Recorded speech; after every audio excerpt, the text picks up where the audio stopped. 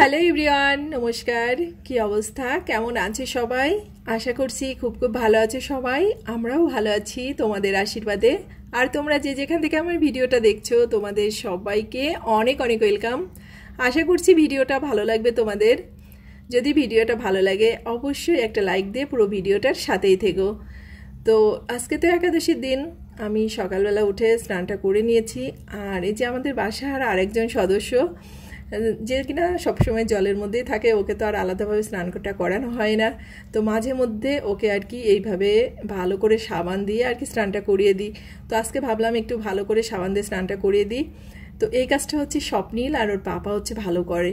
তো আমার ভীষণই এখন ভয় লাগে ওকে এইভাবে সাবান মাখাতে গেলে, কারণ ও কি করে হা করে কামড় দিতে যায় আর কেমন একটা রাগী ভাব থাকে, ফসফস করে শব্দ করে। তো আমার ভয় লাগে। তো স্বপ্নিল যেহেতু স্কুলে, তো আজকে ভাবলাম যে আমি আর কি স্নানটা করিয়ে দিই। তো জানো তো বেশ অনেকগুলো বছর হয়ে গেছে ওকে আমরা আর কি লালন পালন করতেছি। তো ও আমার স্বপ্নিল হওয়ার আগের থেকেই, আরও 2-3 বছর আগে থেকে ওকে আমরা আর কি পালতেছি। তো বেশ বড় হয়ে গেছে।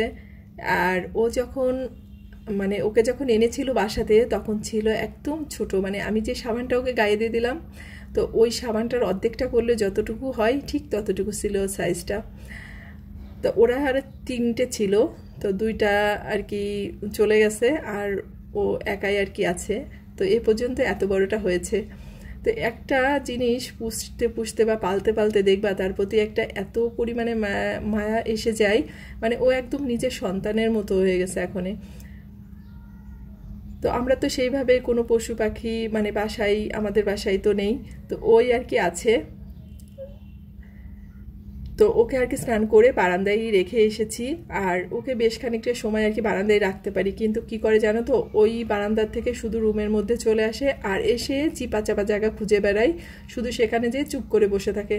তো বেশিক্ষণ আর বারান্দায় রাখিনি, কারণ ওকে একটু চোখে চোখে রাখতে হয়, না হলে কোথায় যে বসে থাকবে, আবার সেখান থেকে ওকে বেরো করা অনেকটাই কষ্টের ব্যাপার হয়ে যাবে।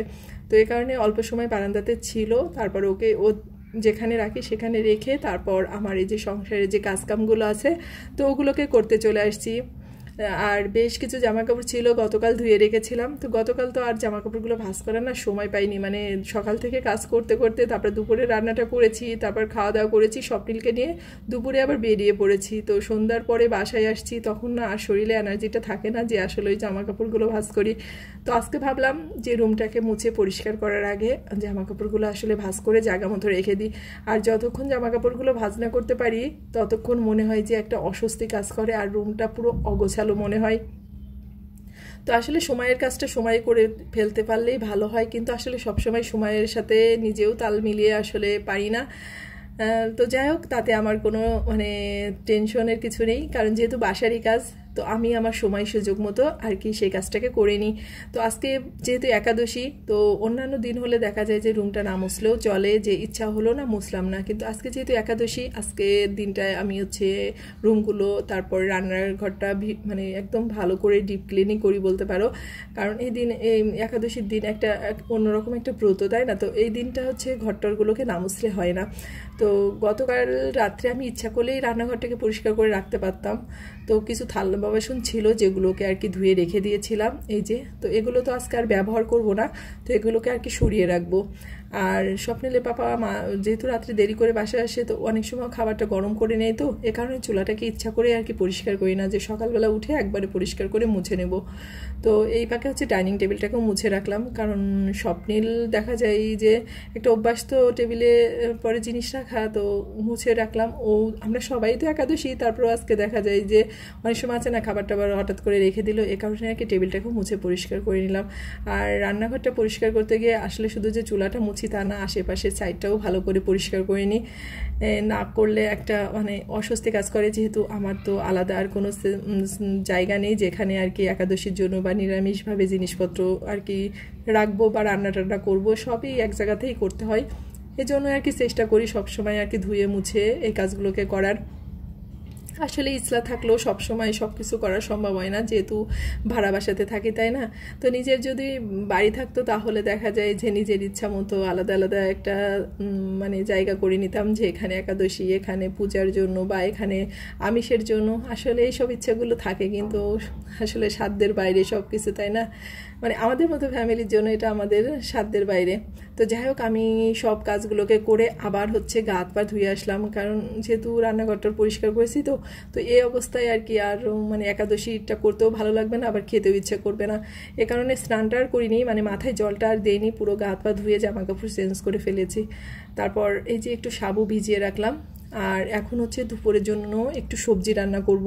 তো সবজি এই যে আলু কেটে নিয়েছি, আর এখানে হচ্ছে গাজর, মিষ্টি কুমড়া, ডাঁটা আর একটু কাঁচা কলা ছিল, তো ওটা কেটে নিয়েছি।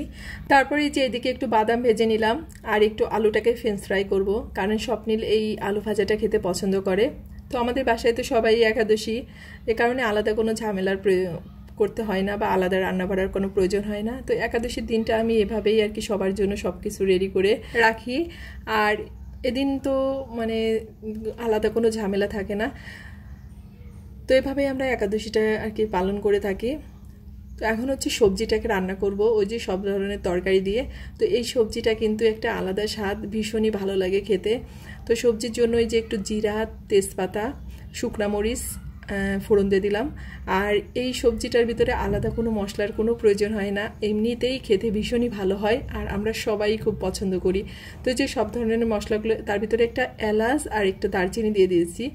তো সব ধরনের মশলা বললামই তো দিতে হয় না, আর খাওয়াও যায় না একাদশীর দিন, শুধু একটু জিরেটাই খাওয়া, মানে জিরে বা এলাচ দারচিনিটাই খাওয়া যায়।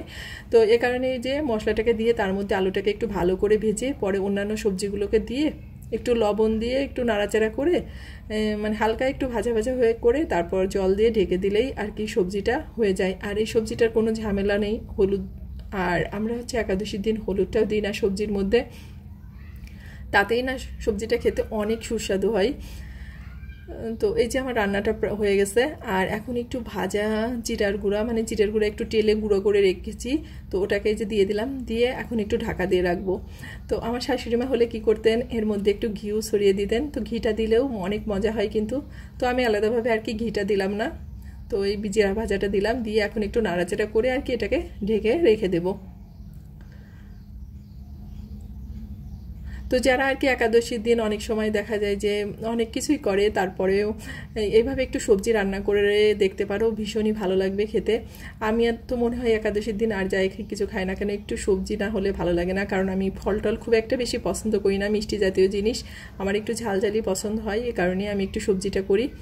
তো এই যে খাওয়া দাওয়া করে তো স্বপ্নিলকে নিয়ে তো কোচিংয়ে এসেছিলাম, তো যাওয়ার সময় দু একটা জিনিস কেনার ছিল, তো তোমাদের সাথে ভাবলাম একটু ভিডিওটা শেয়ার করি। তো এখন সন্ধ্যাবেলা প্রায় সন্ধ্যা 7টা বাজতে চলেছে, মানে দেরি করে আজকে পড়ানোটা ছিল, তো এই কারণে এতটা দেরি হয়ে গেছে। তো এখান থেকে কয়েকটা জিনিস আর কি নিয়ে নিলাম, আর ভাবলাম তোমাদের সাথেও একটু শেয়ার করি। আসলে এখন না রোড সাইডে খুব ভালো ভালো আর কি জিনিস পাওয়া যায়, দৈনন্দিন আর কি ঘর গৃহস্থলের জিনিস থেকে শুরু করে প্রায় সব ধরনের জিনিসই পাওয়া যায়, যেটা হাতের কাছে নাগালের মধ্যে, আসলে আলাদা কোনো জায়গায় আর কি ছুটতে হয় না। তো যাওয়া আসার সময় স্বপ্নিলকে কোচিংয়ে যেটা প্রয়োজন আর কি আমি এইভাবেই আর কি কিনে নিই। তো আমি না, আমার মতো সবাই আর কি এইভাবেই কেনাকাটাটা করে, টুকিটাকি যে জিনিসপত্রগুলো আর কি প্রয়োজন হাতের কাছে। আসলে এখন তো যারা আর কি বাইরে যায়, ওই যে স্বামীর উপরে নির্ভর করে আর কি বসে থাকে না, আসলে যার যেটা প্রয়োজন সে সেটাই নিয়ে নেই। তো যাই হোক, সবাই ভালো থেকো, সুস্থ থেকো আর সাবধানে থেকো। আজকের ভিডিওটা আর বেশি বড় করব না, এমনিতেই ভিডিও সবাই স্কিপ করে করে দেখো। যাই হোক, ভালো থেকো সবাই, তোমাদের সাথে দেখা হচ্ছে আমার পরবর্তী ভিডিওতে।